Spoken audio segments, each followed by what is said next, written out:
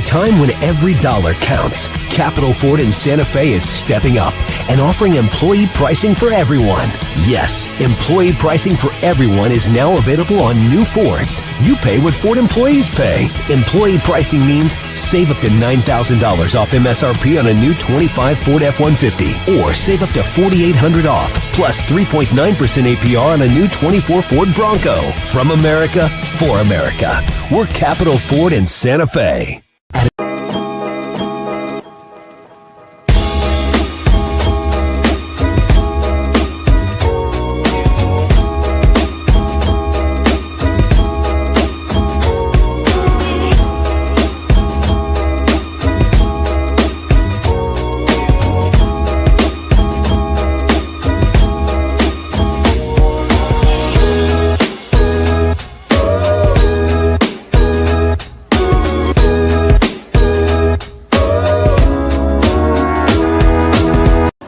Ladies and gentlemen, from La Casa de los Lobos, the pit, here at the University of New Mexico, let's get ready to rumble!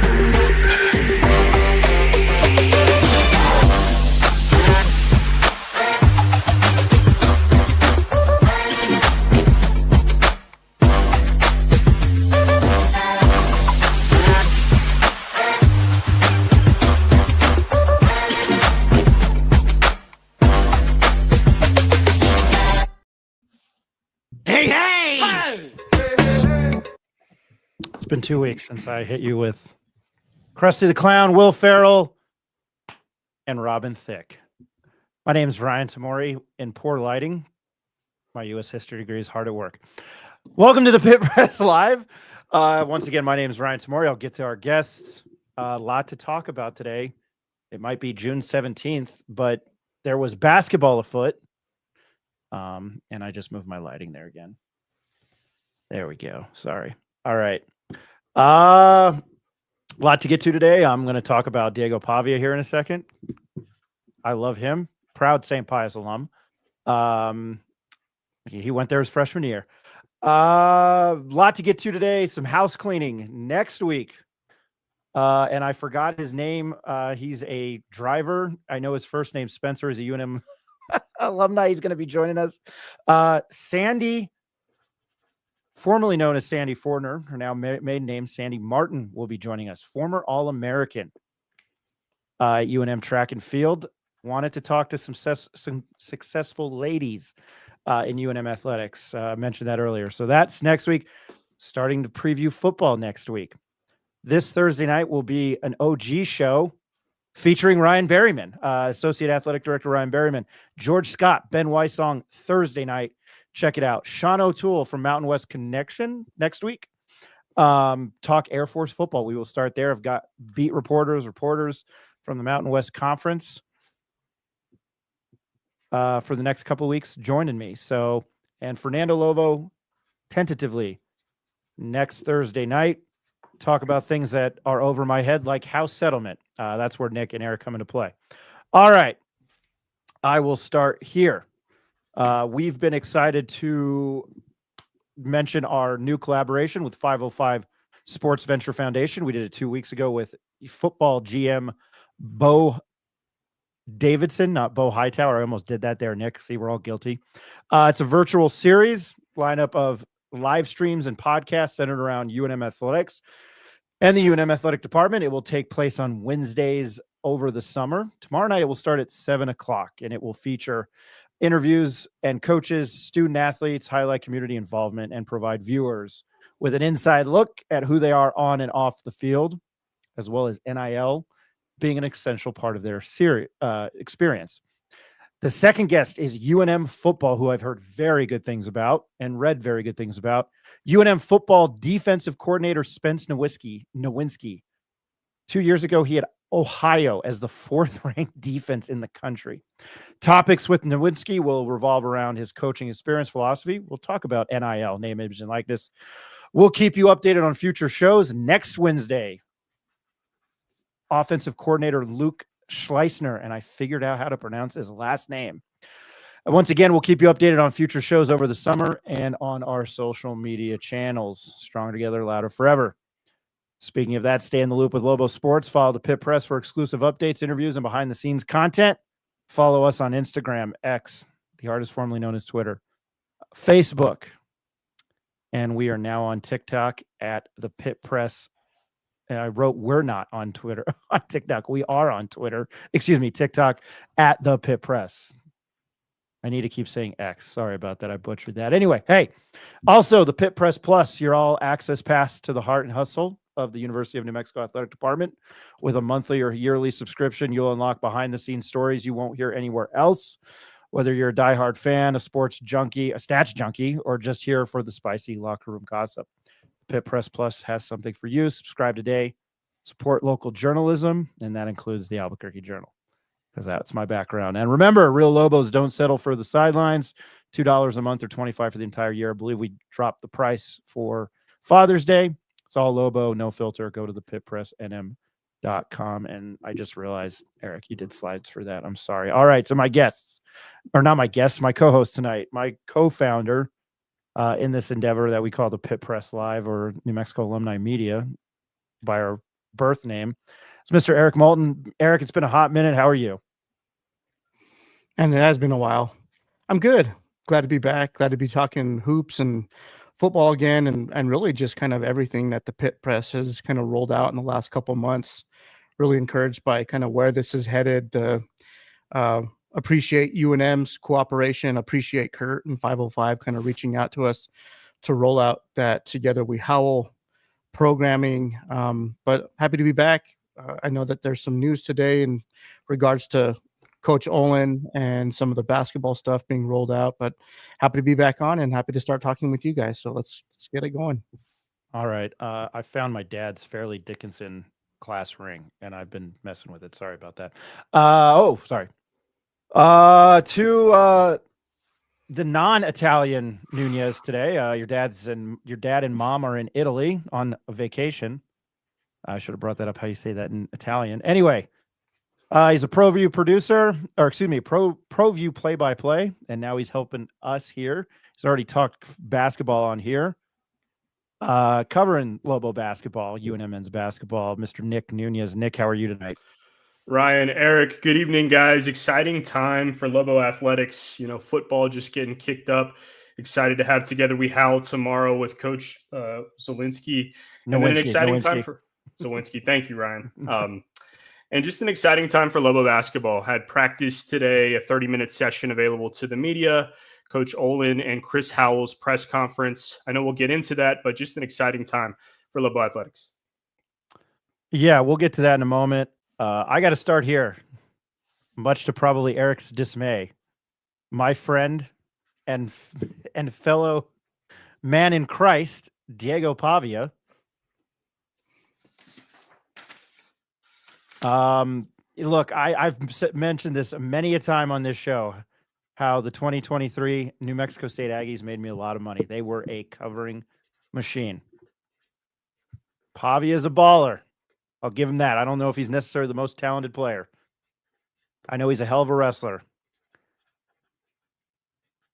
Probably not the most talented quarterback, but once again, he is a gamer. He got hurt in that Liberty Conference USA Championship game 2 years ago. If it weren't for that, they might have pulled off the upset. Here he is, and I love Will Compton and Taylor Lewan on Bussin' with the Boys. They both met playing for the Tennessee Titans, so they do a lot of stuff out of Nashville.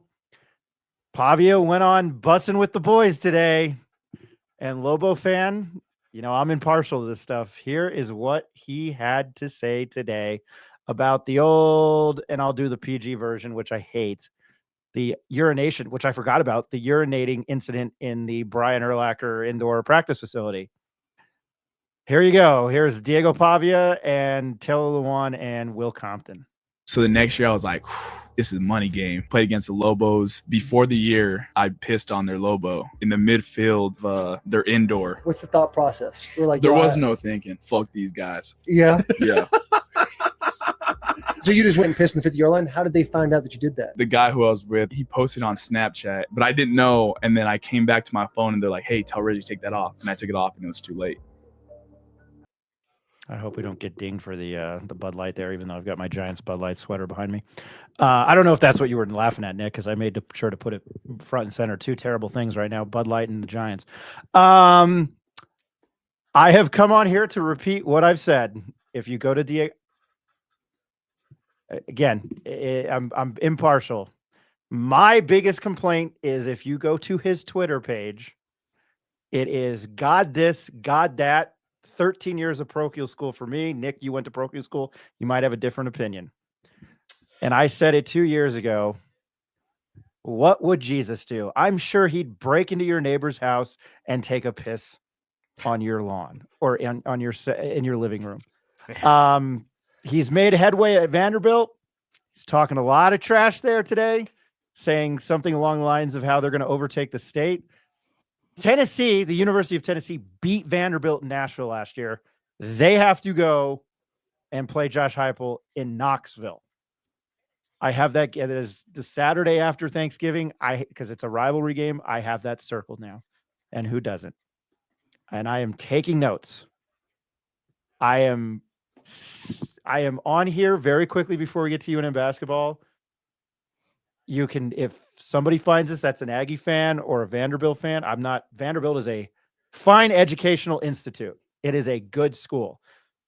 And I'm not here to diss that. I'm usually like the Bronco Mendenhall. I'm not picking on USU. I'm picking on Bronco Mendenhall. He is terrible to talk to as a member of the media. We all know that. I like Diego Pavia's fire there. I like the passion. I'm just wondering, and I know you went 7-6 and won a bowl game last year. You got to prove me wrong, and maybe don't cash checks, or don't write checks that your ass can't cash. I'm excited for that game now. I visited Knoxville, Nashville. If I could redo my entire life, I would have applied to UT Knoxville. I thought it was awesome. Just awesome area. Nashville's great. The state of Tennessee is great. I saw that today, and we talk Lobos. I'm probably more of the impartial guy on this show, even though all these guys are. And I just had to open with that because I heard my buddy Mike sent that to me. And I was like, ooh, I have to lead with that tonight. So if you guys have a comment on that, we can go straight into Lobo basketball. And Nick, I don't have to host to the Jay Bear guy. And I didn't make on Twitter, or X, I didn't make the soundbite. Now with less Ryan Tamori and more Nick Nunez. Nick, we were at the first Eric Olen press conference today of his era and of the 2025-26 season. Wasn't being introduced. He talked basketball, and probably one of the only few places in the country where there's a college basketball press conference and there's like 15 members of the, or I don't know, 10 or 12 members of the media there. What were your takeaways today? Yeah, no, I think Coach Olen talked about what this team is doing right now, what the future looks like for the summer. These guys just came in to campus last week and this week. They've been doing practice sessions the last 2 weeks. I had a brief conversation with Steve Kirkland with the UNM athletic department, Ryan, and he said that they are limited to 8 hours per week of practice time that includes weights, is what Steve told me. And then I went and looked at the NCAA bylaw that talks about how much practice time. I don't know if this is right. The NCAA bylaws are very dense, but 17.1.7.2.1.6.1. There's way too many decimals in there. But it basically says you get 8 hours a week. So that's what they have right now. We had a press conference with Coach Olen. It was pretty standard for introducing the team. He talked about what the short-term goals for this team are, which are kind of just learning the foundational concepts, learning just real basic stuff. And we saw that in practice today. I know we'll talk about it, but just the basic foundational concepts to his offensive and defensive schemes. One of the things, Ryan, that I think is really important, this is probably my biggest takeaway. It's something that Chris Howell said, who was one of the players, or who was the only player that was made available to the media from Coach Olen's new team. And he said, the team bonding, that's probably the most important part of this part of the season right now, or not season yet, but this team. That's the most important thing for this team, is just doing everything together, building a bond, and then the rest will get there as the season or as the summer goes. So those are kind of my biggest takeaways. I thought it was good to be there. Yeah, it was. I've been kind of concentrated on football and probably going to throw some more football content on our website, the Pit Press NM, here soon. It was kind of a change of pace. I guess I will say when I walked in, I was like, and Nick, you pointed it out, not to put you on the spot, length. The wing guys have a lot of length, and I'm not an X's and O's guy. I'm not. I'm very good at losing money on college basketball, as I always say. I watch it. I like it. I know who's who. I know who's where for the most part. I'm thinking of my friend Donnie Montoya, who always texts me, "What do you think? What do you think?" And he hasn't done it in a while. And I've been waiting for him to text me about the team. I don't know much about these guys. I know Chris Howe because he was on that phenomenal UCSD team last year. It's a couple, D2 transfers. But they just don't look big to me. That's really it. JT Rock is what, 7 foot 7'1". So there's that. But I don't know. And I told Steve this today. I don't know if they're necessarily going to miss a beat. I think Eric Olen can get this thing right where Richard Pitino left off. What I would like to say is that I agreed with what Will Weber said today, and it's basically an expansion team, Nick. I thought that was spot on. Yeah. So that's kind of fascinating. And the other thing I noticed, which to each their own, I've been the media, so I'm very critical of how some of these people talk. And I was very critical of Bronco Mendenhall because it was like going to the dentist and getting your tooth pulled without Novocaine. Eric Olen is very laid back. I think that's that Southern man and then Southern California. He's from Mobile. He's not Richard Pitino. Richard Pitino reminded me of a little bit of Peter Venkman in Bill Murray as Peter Venkman in Ghostbusters. He had sense of humor, not that Eric Olen doesn't. It's a different feeling. And I am very curious as a fan of the game of basketball and being a New Mexican and being from Albuquerque. How Eric Olen treats the Pit when he's greeted, especially if they're winning. I don't know if they're losing. Richard Pitino, when he walked down the ramp the last 2 years, he owned it. Steve Alford, when he walked down the ramp, he was a bad mother. He owned it. So those are kind of the two takeaways. I thought Will Weber's comment on the expansion team, because it's a completely new team. They're not building around Jalen House. They're not building around Jamal Mashburn. They're not building around Donovan Dent. They're not building around Nelly Jr. Joseph. Yeah. That's what I'm throwing out there for not try to be rambling Ryan on here. Nick, back to you, or Eric, if you have anything to say. Yeah, I thought I didn't get a chance to go with you guys today, but I did listen to Olen's presser on YouTube on the Lobos YouTube channel. But just some of the key takeaways that I got from it was that this team's not complete yet, right? They're still waiting on two guys, some visa issues, and I know one player is trying to make the U19 for his country team that kind of might carry on through more basketball play throughout the summer. So depending on when he gets there, that's kind of up in the air right now. But I know we experienced some of that before with Nelly Jr. Joseph arriving 2 seasons ago, like a day or two before the opening game, or that I don't know if it was not a consolation game, but a Exhibition. preseason game. But exhibition, there you go. But regardless, this team's still coming together. I think they're still learning who each other are. These guys all played in different systems last year. I do like the theory or the ideology of them being an extension team, because they are. They're just kind of they're expansion team. They're trying to come together. And one thing that I really liked with Chris Howell coming in, he played in that system, in Coach Olen's system last year. He's an upperclassman. He's a guy that understands the concepts of what they're trying to do offensively and defensively. He also kind of brings the energy on the court of a glue guy, someone that's going to not necessarily fill up the stat sheet with being able to score or rebound, but he kind of brings a plethora of just doing all the little things that need to be done to win, like creating extra possessions and things like that, and jumping ball screens and just getting on the floor and picking up loose balls. That's the kind of guy that I think Olen recruited and wanted a part of this program, someone to kind of set the example and share that with some of the younger guys that they had recruited, right? Olen said that they had been recruiting some other guys to UCSD.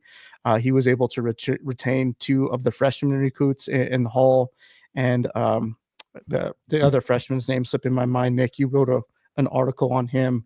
But then they also added from the transfer portal. So they're bringing in a bunch of different personalities who are kind of under the precedence of playing a different style of basketball. So now they're just trying to roll out Olen's concept and having to understand, okay, different assignments, different responsibilities. And yeah, I think when you look at them on the floor, they're not going to jump at you as this really big, long team. They're not going to have like a traditional big. They have one in TJ Rocket, 7 foot, but there are a lot of versatile guys that can play multiple positions, and they're very interchangeable. So I think it's going to be interesting to know that the style of basketball that they're going to play definitely have a ton more shooting capabilities. These are guys that play high level IQ basketball that aren't afraid to share the ball. So I think now during the summer, it's a chance for these guys to get to know each other, to gel. Building those relationships off the court are sometimes more important in the preseason and over the summer than kind of heading into the season. So I think that's what Olen and them are trying to do. And I think he alluded to just actually getting his family moved here completely. So I think with all the moving pieces in the background, I think they're finally here, stabilized. They're on the court together, and really just looking forward to taking the summer by storm and starting to build this thing out. Yeah, I 100% agree, man. One of the things you said, Eric, that I just wanted to touch on real quick, that Olen talked about at the press conference today was versatility. You mentioned that they got a lot of guys, and I think this is kind of one of the themes early that people have been talking about is what is the composition of this roster? Ryan was asking that question. Those were his thoughts at practice. Not a lot of traditional post players. Last year, think about who we had at the post position: Nelly Jr. Joseph, Atiki Ali Atiki, Jovan Milicevic, and Mustafa Amzil, a 4-man post rotation. I mean, you look at the roster this year, you got JT Rock, who's 7'1", 260. That's listed on the UNM Lobo website. And then Tomislav Buljan. I apologize if I'm mispronouncing that, but he's 6'9", and I believe right around 250. I mean, he definitely has some size. But outside of that, do we have traditional post size who are going to rebound, block shots, defend the post? I think you're going to need that. That's the question mark for this team. But Eric, you wrote a really good piece, man. It's in the Pit Press Plus, an encouragement to everybody to subscribe to the Pit Press Plus. Ryan and Eric can get you more details about how to subscribe. But Eric Moulton wrote a very good piece published June 13th, an overview of leadership qualities within UNM athletics. UNM head men's basketball coach Eric Olen. It's a feature on Coach Olen. Does a really good deep dive into his background, how he got here, and what his foundational concepts are. But back to the versatility, I think the vision for this team is, what they lack in size, they'll make up for in pace, speeding teams up, changing defenses, switching, playing really aggressive, forcing turnovers. Hopefully they'll limit other teams' possessions. So Ryan, those were two additional thoughts I had on the press conference as a whole. I don't know if Eric, if you guys wanted to kind of talk about what practice looked like today. Well, it's funny that I'm wearing a Cleveland Guardians. Well, I mean the Indians, but I was thinking of the movie Major League. When he opens the paper, the fan at the beginning at like the breakfast place, and he goes, "Who are these expletive guys?" I mean, that's probably how you can feel looking at this roster. Other than Dayton Albury, you know who they are. As far as practice went, again, repeating myself, I'm not an X's and O's guy. However, we saw them doing some like calisthenics and warming up and getting ready to practice. I thought there was some energy in the Davalos Center, though, Nick. I thought there was, there's still excitement around this program. I mean, you clearly saw what Eric Olen did at UCSD. Had they probably not come out with nerves, they probably beat Michigan. They dug themselves in such a big hole, and they fought and clawed back. And, had a chance to tie. I think had the chance to tie the game or win the game there at the buzzer. McGee, I believe is his name, Tyler McGee. So, yeah, I don't know. I thought there was energy in there. And Nick, not trying to put you on the spot, you'd mentioned, what you ran in high school. I'm sitting there thinking, is it necessarily a bad thing? Is it to try to get just these guys, what I thought, you're running down the court, putting the ball in the hoop, getting kind of energy. Maybe that's not such a bad thing to do to start practice. That was my thought. I could be wrong. Yeah, no, two things on that, Ryan. One of the things that Coach Olen said in the press conference was that guys are coming with a lot of juice. And you described it perfectly. There was a lot of energy in that gym, not just from the coaching staff, but kind of everybody on the floor was cheering everybody on. There was positive energy in the gym during practice. And then kind of the drill that we're seeing right now, what we got to see today, as Ryan mentioned, they got through a warm-up about 10 minutes. The strength and conditioning coach, I believe Sharice Williams, was putting him through a 10-minute warm-up. From there, what they ran this drill that she was in high loud, school, by the way. She was loud. She was, and she brought really good energy, right? I feel like the guys really fed off her. You see her right there. She really does a good job of showing the type of movement she wants to see. And so, no, she brought really great energy.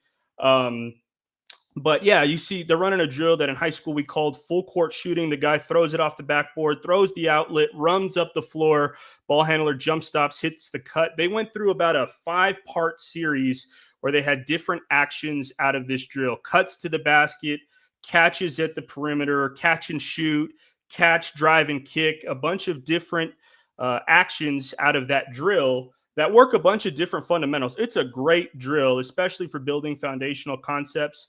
I mean, you're teaching dribbling, penetrating, and shooting, catching and shooting, all things that Coach Olen's guys next year hopefully get to do.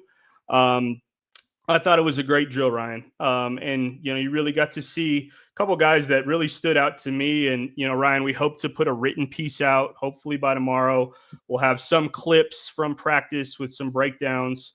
No, I thought overall it looked really good, man. I thought practice looked really good. Well, I mean, if they're trying to get back into the swing of things, why not run up and down the court and just get some energy? I mean, put the ball in the hoop. That's the way I saw it. That fundamental. I mean, you've even heard professional coaches say, like, we have to get back to fundamentals, and it's going to be a tackling drill, or it's going to be, patience at the plate, with basketball, making a shot. I think one of the takeaways, and not to try to steal anybody's thunder, is JT Rock was shooting threes. And I guess if he's able to make them, then why the hell not? But we know that they're going to spread the floor, and we know they're going to shoot. So we saw that.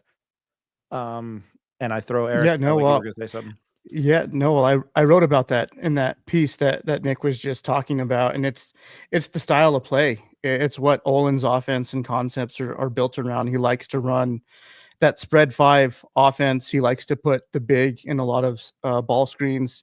He likes to roll them to the basket, but he also likes to play off anticipation It's kind of what that whole offense is structured around. He's trying to instill in these guys to play with anticipation, get to know your teammates. Your teammates all kind of have a skill set. He's working individually with players one-on-one on being able to understand what their strengths are and what their weaknesses are. So the teammates can kind of figure out what their other guys are good at, anticipate where they're going to be at on the floor, and really helping the bigs. Like when Olen first took over at UCSD as an assistant coach under Eric Carr, his mentor that hired him when he took the job over in 2004, Olen's primary role was working with the bigs, with developing the bigs. He had some part in the recruiting process as well, but his bigs are kind of drilled on understanding the pick and roll game and understanding how the defense is playing. So if you can pick up on the defense, kind of identifying the pick and roll, and they're going to start dropping back, it's an opportunity for the big to kind of step away, find the open space on the floor, and run a pick and pop. And in TJ Rock's case, if he can shoot the three, which he's known to do, he can pick and pop around the 3-point line. So it really just stretches the defense out and keeps everyone honest. So when you're doing that and you're having a bunch of constant movement on the floor, your guys are playing with anticipation. That's what kind of falls into place with some of the slip screens and with some of the rapid cuts to the basket that are kind of unpredictable.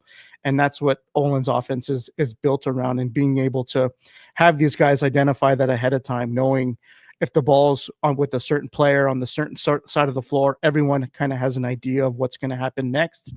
2 or 3 passes away from those plays actually even being made. So I kind of foresee in this offense seeing some of those versatile stretch wings that you guys were talking about, being able to shoot the three, but also being able to kind of drive and get to the basket and find some of these backdoor cuts. So like I said, it's going to be very different from the type of offense that we're used to seeing, especially with Pitino's offense.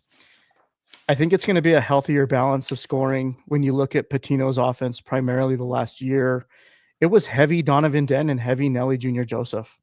They carried the offense. They accounted for about 60 to 65% of the scoring, where I think within Olen's offense, you're going to have more of a guys being able to get to 10 to 15 points on any given night. It's going to be more spread evenly, and you're going to have more weapons on the floor that are just high-level IQ basketball guys.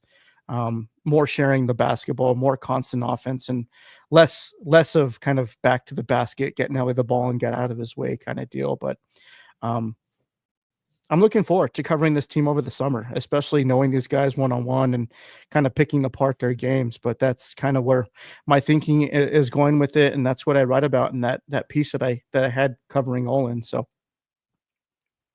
Nick, the new girl from KOAT asked him that. If he's going to play like Pitino, or if he saw anything Pitino did that he liked. I didn't cue any sound bites. I'm sorry. I was trying to write. That's bad on my part. But yeah, he mentioned, he liked the way they ran, right? Yeah. We'll include some quotes from Coach Olen, some things that he said at the press conference today, at the piece that we put out, hopefully tonight or tomorrow. But yes, Coach Olen was asked, I believe, what parts of Coach Pitino's team from last year would he try to replicate or take from? And Coach Olen said, we want to play with pace. It's easier said than done. If you looked at the metrics, the advanced metrics, and I'm not good at this, Eric, I think you're better than me, but Coach Olen was kind of in the top half of teams in terms of pace. And I don't know if that's the Ken Palm statistic, but they played with a lot of pace in terms of how they moved the ball, how quickly they got a shot up. They just generated a lot of possessions and played fast. So he said, we hope to kind of be similar to New Mexico. We played in transition pretty well, although I will say UNM's transition game last year under Coach Pitino, Ryan, we've talked about this, man. A lot of the time it was a true Washington steal and dunk by himself. I mean, that's considered playing with pace. And I think Coach Olen's pace is a little bit different because all 5 guys are going to be involved. You know, we shared a piece, Ryan, and it's on our Pit Press Plus platform.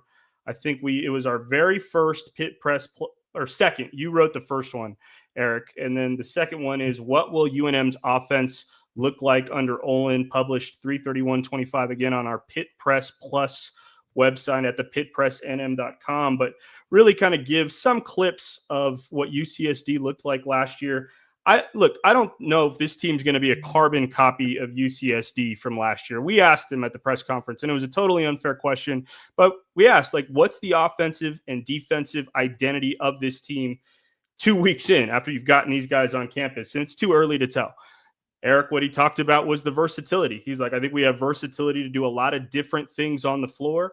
And everything that Eric talked about in his article, I think is what UNM hopes to be next year. Something similar to what Eric Olen was or created at UCSD.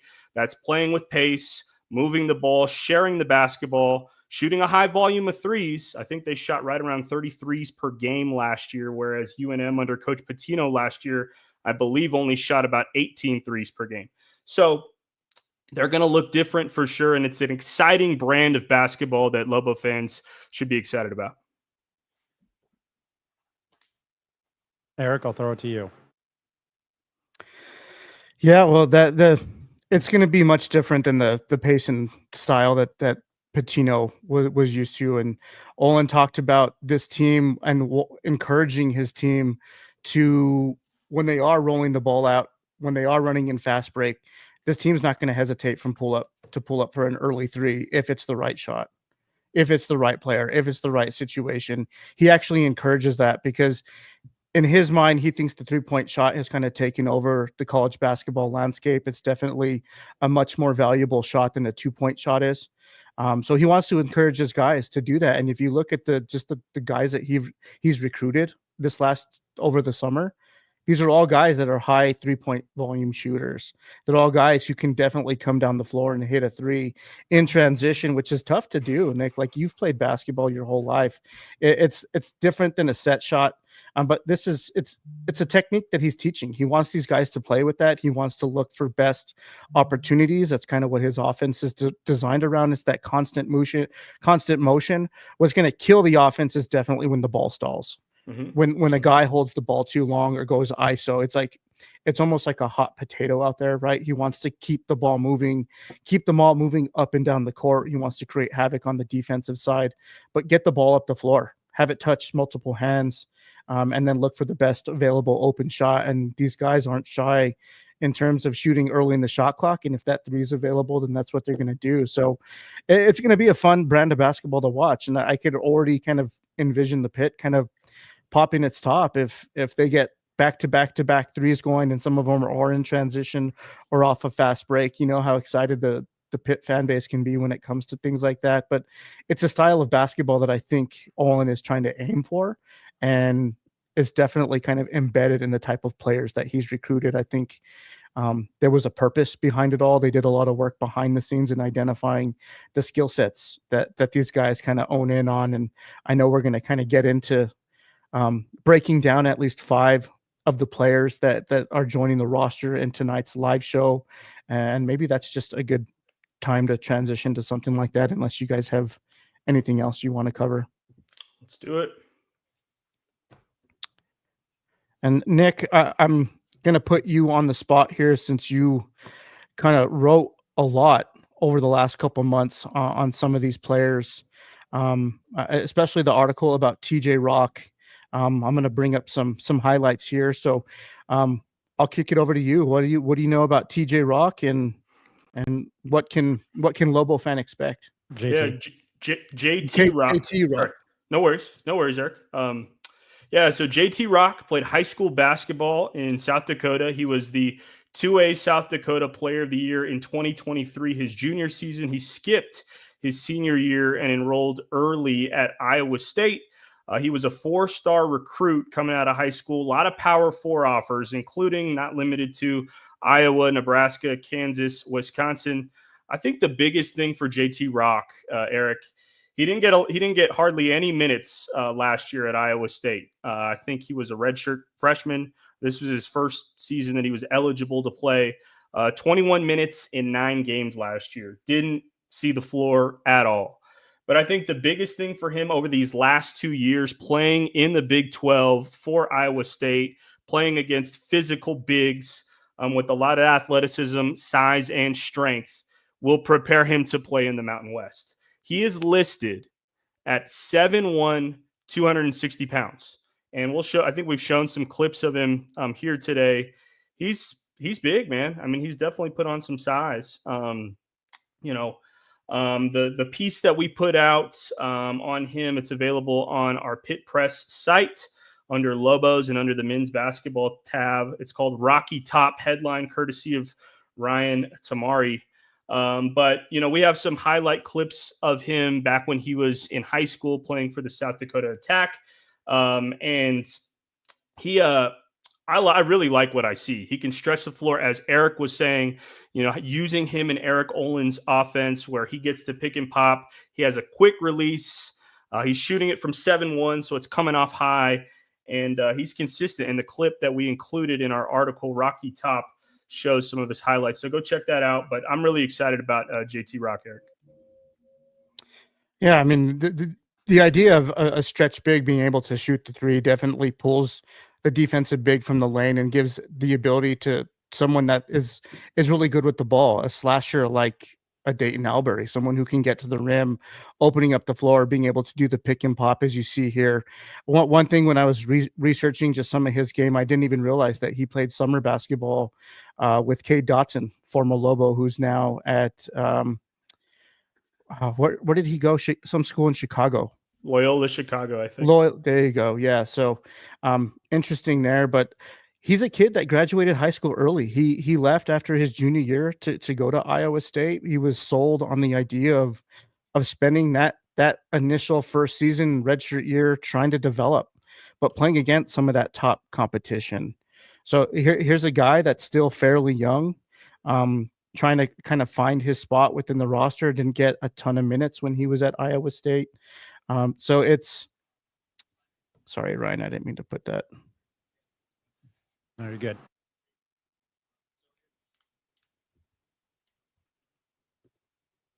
Technical difficulty. Sorry about that. But yeah, no, the versatility thing is definitely something that a lot of these players on this roster carry.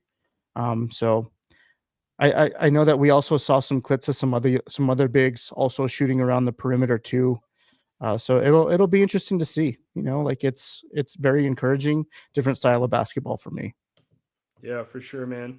Who did you have next teed up on the highlights if you have them? I do. Let me get that shared right now. Let's go another. I think this is probably one of the most promising recruits of them all, or one that should kind of fill up the stat sheet, someone that can definitely give the ball, get out of his way, and let him score. Antonio Chol. Nick, what do you know about Mr. Chol? From Rutgers. Yeah, that's right. Ryan's got some love for him. Ryan being a New Jersey guy. I think, Ryan, he was born in Buffalo, New York. If I'm not mistaken, 3 different high schools for Antonio Chol. He went to a high school, I believe, in Minnesota. He went to a high school in Buffalo, New York, and don't remember the last one, but committed to Rutgers, class of 2022, redshirted his freshman year after playing in 4 games. Then his sophomore year kind of just flopped. 36 minutes, 12 points, shot 2 of 16 from beyond the arc. So 3-star recruit to Rutgers. He rejuvenates his career at Garden City Community College last year. That's in Kansas, I believe. 19.5 points per game, 7.6 rebounds per game, shot 83% from the line, 88 of 106. That's a lot across 34 games. Shot 40% from 3 on a high volume of attempts. He shot 224 threes at Garden City. That's about 7.5 threes per game. So, and Eric, you're showing the highlights now, man. I think the most exciting thing about him is his athleticism and his range. 2 things. He shows he can put it on the floor there. Or no, excuse me, that's him catching and shooting, which we saw him do, by the way. We'll include one of the clips of Antonio Chol hitting a 3 at practice, but he can stretch the floor. He can pull up from deep, so he can shoot off the dribble. And I mean, he can attack the rim and elevate and finish at the rim. So he's very dynamic, and I think it's going to be fun for Coach Olen to use him in his offense next year. I think the sky's the limit. I mean, he can set screens. He can come off screens. If he's at the rim, he's likely finishing. I think he can help out in the rebounding because of his size and length and athleticism. They're going to need him to. And he's 6'9". So I really, really like this piece, Eric. Yeah, I think the questions that kind of come to mind for me with him is he's he hasn't really found a home yet, right? Like I think he's joining a new Lobo roster.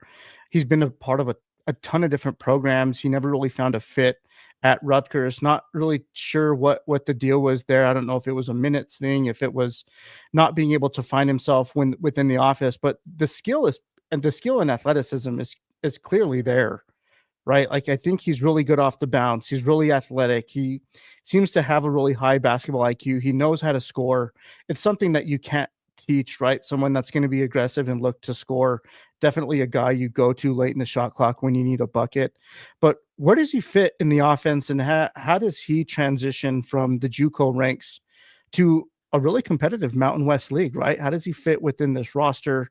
It's a brand new squad. It's going to be a completely different style of play. How does he adapt to all that, right? Because what you mentioned, he was a part of 3 different high school programs, and he went to Rutgers. Now he's at this JC, and then now he's at UNM. So it's really finding a home and finding his game and being able to kind of create around others. How does he fit the team concept? And I think more and more of that will kind of come to fruition over the summer, building those relationships with his teammates, really understand what each other does well.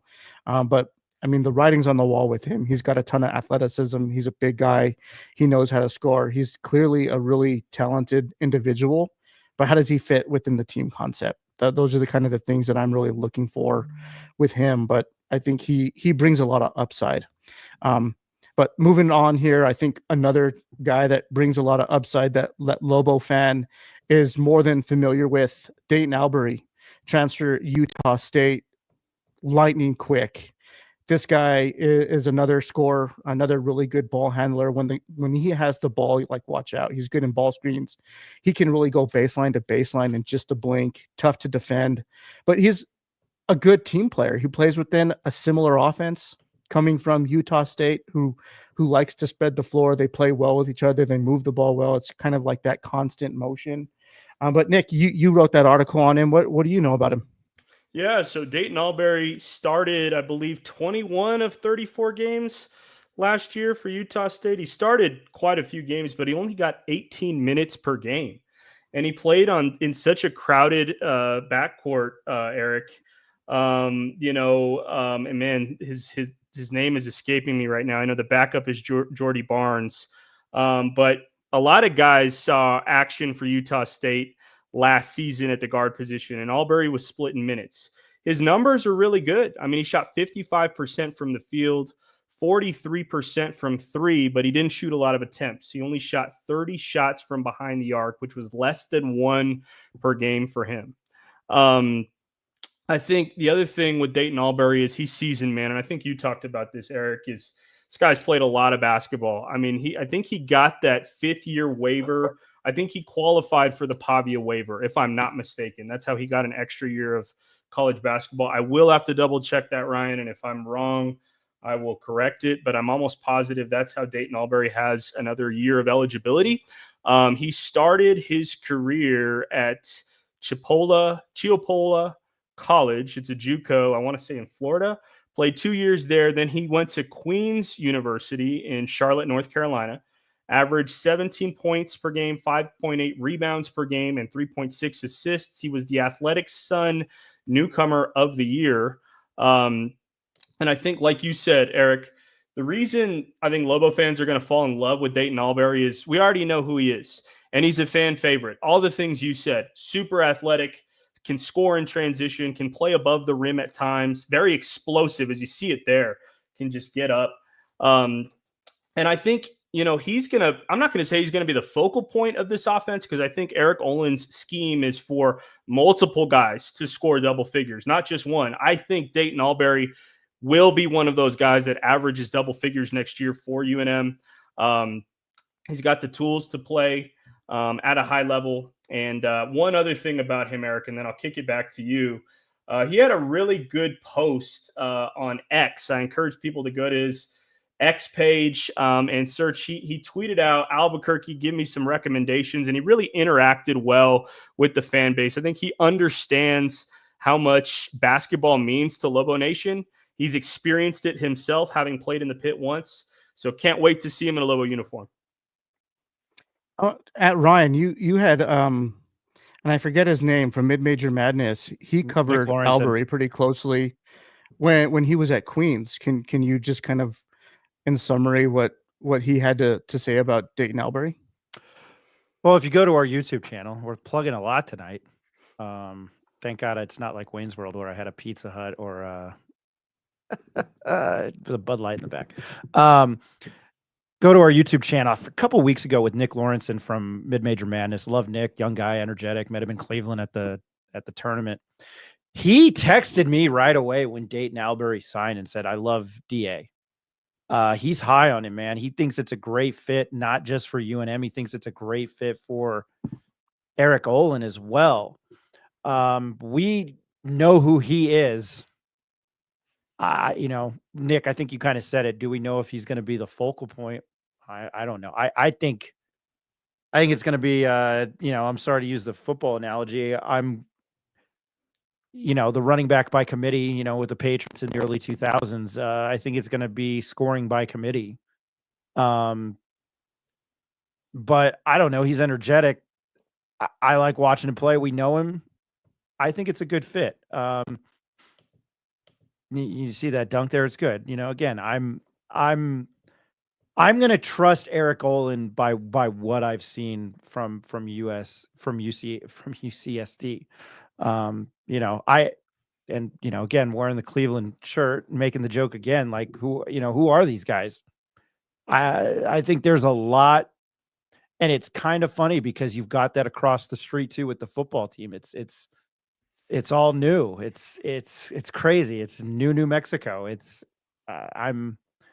There's a lot of questions. I'm certain though that Olen and his coaching staff can make this happen. But I think out of all the players, I think and Chris Howell, it's him and Albury that own, and then you got the Patton brothers. But yeah, I think those are just two good veteran guys. And Nick, I mentioned it to you. Chris Howell, there was when he was at the podium today, just kind of came across like a really sharp kid. Yeah, no, very mature, man, very mature. Chris Howell, the transfer from UCSD, his older brother is Mikey Howell, an assistant coach who was running a portion of practice today. He was the one explaining the full court shooting drill, but super mature kid. He got a lot of questions. I think Will Weber asked him a really good question just about him being kind of one of the leaders in the locker room, being familiar with Coach Olen's system. And you can just tell, man, he is hardwired to Eric Olen, not only from an X's and O's standpoint, but also just from a philosophical standpoint. Like, he gets it. He knows what Coach Olen is looking for. And he talked about, he went to a church service with Jake Hall and Uriah Tenet. I mean, he's already building kind of community within the team, and just a great guy to have in the locker room for sure. Now, Nick, you also covered the Patton brothers. I think the younger brother, the younger Patton, they were both at USC last year. The younger didn't really get a chance to play. I think he redshirted for most of the year. But I'm really high on this Kevin Patton guy. I know he came in as a freshman to the University of San Diego, had a really strong freshman year. I think did he lead the team in scoring? I know he was in double figures. And USC came calling, and he ended up going over there the following year, but didn't get a ton of minutes. Can you tell us a little bit more about what you know about Patton, maybe how he kind of one of those versatile players that Eric Olen goes after? He's 6'9", but he also has that stretch feel to his game that can also play from the outside, high assist kind of player. So he's versatile, and at that big, he kind of draws some mismatch concerns for some of the defenses. For sure. I agree with everything that you said, Eric. Shout out to Keno Keeney. He's the one that wrote this piece. It's titled right. Patton's Army, USC transfer brother join UNM roster. It breaks down Kevin Patton and Kalai Patton, the transfers from USC. Check it out on the pitpressnm.com. at the Lobos tab. But he did a great job of breaking down Kevin Patton and Kalai Patton. A few additional notes from Keno's article. Kevin Patton, 3-star prospect out of high school, committed to San Diego for the 2023-2024 season. Started half the games, 16 of 32. Averaged right around 10 points per game. It was 9.8, 4.4 rebounds, 2.4 assists. And he made the All West Coast Conference freshman team. He had a 16-point game versus Gonzaga 2 years ago. Last year for USC, he transfers for the 2024-2025 season on scholarship. I believe his younger brother, Kalai Patton, was a preferred walk-on, so I don't think he was on scholarship. I believe they both transferred here as scholarship players. But last year for USC, Kevin Patton, 3.1 points per game, shot 56% from the field, shot 35% from three, but only 17 attempts.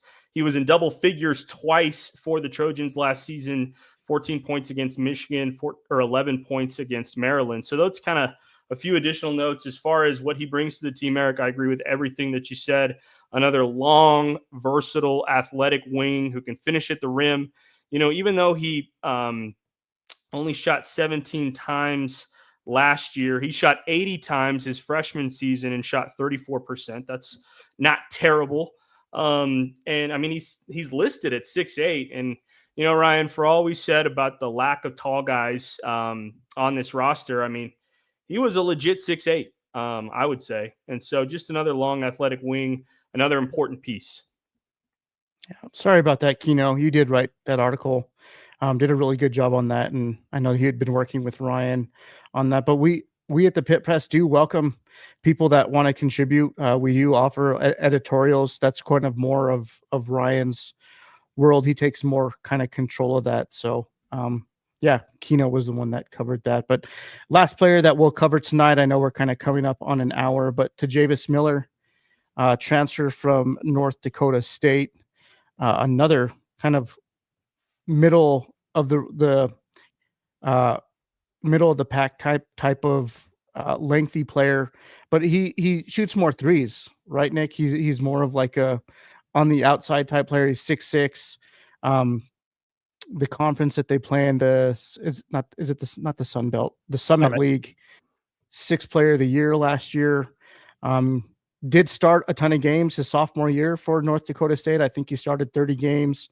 But last year he came off the bench. I think they tried to mix it up, kind of bring more energy off the bench, and it played out well for this North Dakota State roster. But this guy can definitely fill it out. As you're kind of seeing with like how the roster is filling out for Olen and the Lobos, a lot of these guys that are incoming were all kind of leaders on their team in the previous year. They were guys who kind of scored at all three levels of the floor. They had the ability to shoot from three, but they all had the slashing and mid-range game where kind of get your back to the basket and score, and kind of fit that versatile body. I guess you can kind of explain it, but it's exciting. I mean, for lack of better explanation. Nick, what do you know about him? Yeah, his numbers last year for North Dakota State, 11.3 points per game, scored in double figures 11 times, 4.5 rebounds per game. Eric, that's almost 5 rebounds a game, and he's 6'4". We see him today, I mean, 6'4", 6'5", I don't know, around there somewhere. Not 6'6", 6'7", definitely not, and he's averaging nearly 5 rebounds per game. We're going to need that, right? Because we talked about not having a lot of traditional size. Coach Olen has talked about adding positional length, positional size, big guards like Tajavis Miller. And I think that's how he fits into the team next year. 3 seasons at North Dakota State, 3-star recruit coming out of Friendship, Texas. That's the 6A classification in Texas high school basketball. 7.8 points per game his freshman year, 8.4 points per game his sophomore year, shot 40% from three his sophomore year. So, yeah, man, just another guy that fits the molds and another versatile player for Coach Eric Olen and his staff. No, would you guys say that this, just how the roster is shaping out from pure skill point level and like what we've been able to see on tape at the collegiate level, have a little bit deeper of a roster than Patino had last year. I think Patino's roster kind of towards like tournament It time, was they 7 really had guys. that's what I'm saying. It was like they really had a rotation of 7, maybe 8 guys and weren't deep at a lot of positions. But with this new roster under Olen, I feel like they might be able to go 8, 9 deep at times. And some of these pieces and players are interchangeable. Like you could have essentially 4 guards on the court with Rock at the 5 spot, but if you have to interchange the 5 spot with another forward type player, another guy at like 6'8", 6'9", you're essentially playing with like 5 guards, like with that mentality on the floor, really kind of open it up and create some mismatches. But I don't know what you guys think in terms of like depth of roster and just kind of like the skill sets these guys that we're actually seeing on film. I'm not like making it up. It's just my opinion on what I'm able to kind of retrieve off this. But what are your guys' thoughts about that? Nick, you can start with that one. Yeah, for sure. I think they've got a lot of depth in answer to one of your questions, Eric, particularly at the 2 through 4 position. And I think some depth at the point guard position as well, you know, as far as the traditional point guard, if you will, maybe the guy that brings them into offense, brings the ball down the floor primarily, probably Dayton Albury. I think Tannett could play his freshman year, and you got to, who knows what we're going to do with eligibility rules. I mean, I know, I think Eric Markham has a question about Albury's eligibility maybe being 2 years, said he read that somewhere. I don't know. I'll have to look into that. I thought it was only 1. If you count where he's played 2 seasons at JCO, 1 season at Queens, and then another season at Utah State, you get 4 years to play. You get 5 years to play 4. So anyway, but as far as the depth goes, Eric, back to your question. Albury, primary point guard. Tannett, I think, can play. They'll probably look to some other guys to handle primary ball handling responsibilities as well. Non-traditional point guards. I think Chris Howell can certainly fill in that role. But at the 2 through 4 position, Eric, super deep. I mean, think about it. Kalai Patton, another guy we haven't even talked about, Sir Marius Jones, the commit from Sacramento, who I'm sure we'll break down in a later show. But just a lot of depth at the 2 through 4 position. And, you know, I think we talked about Antonio Chol. Eric, one of the questions you asked, and then I'll kick it back to you, but you asked, where does Chol fit in? And man, you know, to me, he's almost the unicorn of this roster because 6'9", you know, probably the second tallest player on the team after JT Rock. I don't know if anyone's listed at 6'10". So the second tallest player on the team, probably the most athletic, one of the best shooters. I mean, I think, God, versatility is the word of the night, of the show, and he exhibits versatility. So really excited about kind of what this roster will look like this upcoming year. Yeah, time really only allowed for us to cover 5 guys tonight, but I think throughout the rest of the summer, we'll do more of a deep dive. Maybe we'll collect another 3 or 4 guys and just cover what we can and spread it out. I know Ryan, Nick, Ed, and everyone else part of this is trying to line up as many guests as we can. So Ryan, I'll kick it back to you if you kind of want to tie us up and talk about what you have going on tomorrow with the 505 group and the defensive coordinator. Just kind of remind people to tune in at 7:00, and then what you have lined up the rest of the week. You know, we ran kind of a dry run 2 weeks ago, but you know, Kurt Roth approached us from 505 Sports Venture Foundation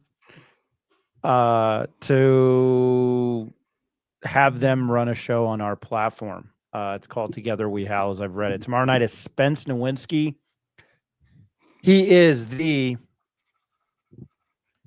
defensive coordinator for the University of New Mexico under Jason Eck. He will join the show tomorrow night. You know, I entered it as a town hall. It's a Q&A. For those watching, 7:00 tomorrow night. We're going to have questions, but again, this is kind of for Lobo fan. Coming in, meeting these guys. You know, we had Bo Davidson on 2 weeks ago. Bo's great, answering questions about I'm a betting man, I would have thought we got more questions for that. I don't know if people didn't understand what it was, but again, it's a forum. I think the general manager position, and it's not anything in it's not Bo Davidson's fault. It's new in college athletics. I mean, obviously we know that professional sports have them. So yeah, I think when it comes to tomorrow night's show, Kurt should be joining us. He said he was going to give me a call today.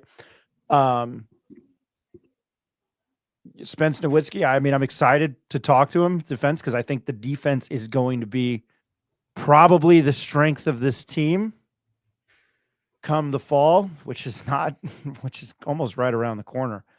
So yeah, this show is on our platform, Together We Help, but it is a kind of a 505 Sports Venture Foundation backing, and it is an open forum for you, the fan, to have any questions. You know, normally when we conduct our show, I don't really like to interfere with questions from listeners. Not that we don't appreciate you. We don't have them on, we don't have them on. So, if you want to come on and say, hey, the Mets lost tonight in a walk-off, eat shit, Ryan, you're more than welcome to. I don't want to do that with our guests from UNM. But this is for a forum where, if the question is PG rated or G rated, and is pertinent, and I thought well thought out, the forum is for you. For Kurt, for Spence, next week, Luke Schleisner, the offensive coordinator, will join us at Wednesday at 7:00. Hopefully down the road, as we add, which is crazy, it's only a week and a half left in June, that, there'll be some players on. I know we're going to have Eck on. I know that they want to have Coach Olen on. We've had him on. You can go to our YouTube channel, plug in that again. So again, it's a Q&A. We'll be back 7:00 right here on the same Lobo time, same Lobo place. So that's a big thing. I will. Go ahead, Eric. No, I would just, before you kind of move away from Coach Nowinski, I've done a little bit of research on him. I mean, the guy has a ton of experience coaching football. He's been with a lot of different programs, coached a lot of different players. He runs a unique 4-2-5 defense. So hopefully there's some fans out there that kind of want to know more about his concepts on the defensive side of the ball. And yeah, everything that we're kind of uncovering about this Lobo football team is definitely the strength of this team is probably going to be on the defensive side. They've been able to get in some transfers. Coach Eck's son, Jackson Eck, was an all-conference linebacker for Idaho last year. They've also got some key incoming transfers that are filling out the secondary, who are extremely talented with a ton of experience. So they also have some key returners that I think we had Dimitri Johnson on earlier this summer. Yep. Ryan interviewed him, who's expected to come back. And then Gabe Lopez, who's been kind of a staple in this program and has stuck it out. He's kind of dealt with three different head coaches during his tenure at UNM. He's coming up on his senior year, but he seems to be kind of the anchor of that defensive line. And there's also another really exciting defensive lineman or defensive edge that came over from Idaho with Eck, and I'm missing his name, Ryan. I know you were telling me about him earlier. Another really promising defensive line strength for them. So James just curious to know. Yeah, Keyshawn James Newberry. I couldn't remember if it was Newberry James, but Keyshawn Johnson, James Newberry, Keyshawn James Newberry. Yeah, he comes highly touted, and his stats are really good. Yeah, and I'm just excited on how this roster is built. And I think for the most part, these coaches, I know we plan to get Eck on this series. I know we plan to get Olen on in this series, and probably a few different players. But getting to know these guys, being able to ask them questions on this platform and kind of like a live Q&A format, which isn't really done all that often, but we get to do it. So it'll be interesting to see. And I'm going to be tuning in. I'm going to be playing kind of on the sideline watching you guys do that. But yeah, get involved, ask questions. But before I move on, just wanted to highlight some things on the Pit Press Plus on our website. It is we have a free side to the website. I know some people have reached out asking about why can't we access this portion of the website. We have a free site that we post on that is access is granted to to anybody that wants to visit it. That's at thepitpressnm.com.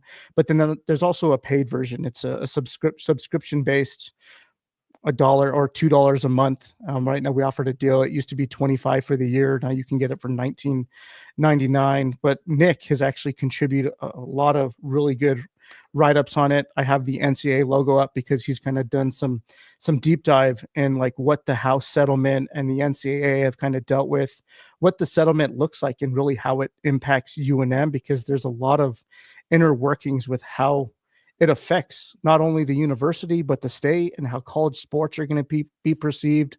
Essentially, it's kind of like a pay for play format now. But Nick, being the lawyer that he is, I don't want to steal any of his thunder, but he puts a ton of time and research into this. And I know that we're looking to get some other lawyers on the show to be interviewed to talk about this. But Nick, do you want to talk about kind of what you've kind of written about over the last couple months, and maybe just in a nutshell, introduce people to what they can find on the Pitt Press Plus? Yeah, for sure. Thank you, Eric. I appreciate it. And I appreciate the opportunity to have a platform on the Pitt Press. What Eric is referring to, it's the Pitt Press Plus. And it's on our website, as he mentioned, thepitpressnm.com. Go to the tab, the Pitt Press Plus. And right now we've got 5 pieces on there. The most recent one written by Eric on June 13th. But we've broken down 2 articles that kind of talk about, one, the House settlement. It's titled, very simple, what the article is about. It's about the House settlement and how does it impact UNM. One of the things that I've kept putting in my pieces and kept talking about on this show is the draft meeting minutes from the March 6th, 2025 meeting from the UNM Athletics Council. And if you just Google UNM Athletics Council, you'll go to a web page that tells you kind of what they are and what they do. In a nutshell, my understanding is they kind of vote. I don't know if it's a board of directors or who it is, but some decision maker says, we're going to make this change within the UNM athletic department. And there's a Word document. I think it's saved as UNM House Settlement Plan dated 11/19/2024. That's publicly available on UNM's website. So I kind of try to direct people to that because it kind of talks about what UNM may do. Eric, Ryan, we hope to have Deputy Athletic Director Ryan Berriman from the UNM Athletic Department, hopefully on Thursday. Sounds like Thursday. Yeah, and ask him some questions about UNM's position on the House settlement. And yeah, we look forward to bringing more content about how this is going to change UNM athletics this upcoming season. And it's all over my head. Ryan, that history major, it's all the same, dude. It's not rocket science. It's just a bunch of words. It hurts my head. You might be my favorite lawyer, and I hang out with Colin Brennan. That says a lot. Where do we go from here? Yeah, Berryman Thursday night. Greg Scott, George Scott Thursday night. Ben Weissong Thursday night. Next week, going to start previewing Mountain West Conference football teams because holy hell, it's the end of June. Looking forward to that. We'll be in Vegas, Mountain West Conference Media Days here in a month. Excited for that. We're rolling deep. We're rolling deep and hard. Next week, like I mentioned, Sean O'Toole, who used to covers, he's knowledgeable. I'm having him on again. Mountain West Connection from he covers the Air Force Academy. So it's the few times I get to play Kenny Loggins on this show. We'll have him on. Cody Tucker from Wyoming 720. What is it? He covers Wyoming football. I forgot the name of the site. 7220 Sports. Yeah, it was 7220 Sports, 7,220 Sports. I'm trying to get off of here before Eric's battery dies. And then again, Sandy Martin next week. You might know her as Sandy Fortner. That's her maiden name. All-American track and field star. She's going to be joining us next week. And Fernando Lobo next week. And then Jeff Gordon's going to kill me. I know his first name Spencer. He's a race car driver. He's a UNM alumni. I don't know. I don't have his last name in front of me. Kind of a partnership. So we'll have him on. We'll explain more of that later. Yeah, tomorrow night, Together We Howl. Please go to our website. I know we're plugging it a lot. We're trying to get more content out there. We are going to have a couple more people joining us to write. I don't know if I'm going to throw that out there right now. You might recognize some of the names. I also don't want to jinx it for one of the guys. So, yeah. And then check out our social media. We're on X, the Pit Press, NM, Facebook, which I'm holy hell. Somebody commented from Facebook tonight. Gregory J. Padilla. Getting pumped for Lobos basketball. It's going to be different squad. Let's go Lobos. Hey. Thank you, not Elon Musk. Thank you, Mark Zuckerberg. Yeah, so cool because I know we don't have a lot of traction on Facebook when it comes to the show. It's X and YouTube. So that's excited. I hope you enjoyed tonight's rendition of more Nick Nunez and less me. I'm gonna bury that. It's one of my favorite comments ever. And I don't even get on Twitter as much, especially in the last week. Jesus, holy hell. Eric, thank you for everything. Nick, thank you. Much appreciated for all the work you're doing. As I told you, it was never said to me much in the industry, but it's true. I miss Rick because I used to give the Jerry Springer final thoughts. Any final thoughts from you guys? No, that's no. I'm looking forward to more football coverage. I think getting to know some of these guys and kind of the article I wrote about Olen. I plan on covering Eck too, so more to come on that. The Panthers won the Stanley Cup. Oh, I don't know, and I mentioned it very quickly about track and field. I'm sorry, I don't know anything about it. Congratulations to Abbott Samuel. I have it on the bottom. What they did. I know the Journal had more coverage. I'm sorry, I don't have time. We'll probably try to get somebody on. Very, very, congratulations to them with a couple of national championships. And they did it in Oregon. So congratulations to them. Yeah. Then the Florida Panthers. I never normally would root for a team from Canada, but when you're a diehard fan from a team in that conference, it's one of the only times I'll break. Nothing else. Look out for more coverage on football. That is going to be. I'm going to be your running point on that. Sorry, Jay Bear guy. More of me on football. That is my jam. I absolutely love college football. I'm looking forward to it. I'm looking forward to Diego Pavia eating his words, even though I'm not the homer on the show. Ed Nunez will be back next week. He's in Italia with your mom. So Nick there. But hey, appreciate everybody chiming in tonight. My name's Ryan Tamori. For Eric Moulton, Nick Nunez, Ed Nunez, Mr. Jacob Neff. My name's Ryan Tamori, and as I always have to say, please don't do anything that I would do. Tomorrow night, Together We Howl, 7:00, Spence Nowinski, UNM defensive coordinator. Have a good night, everybody.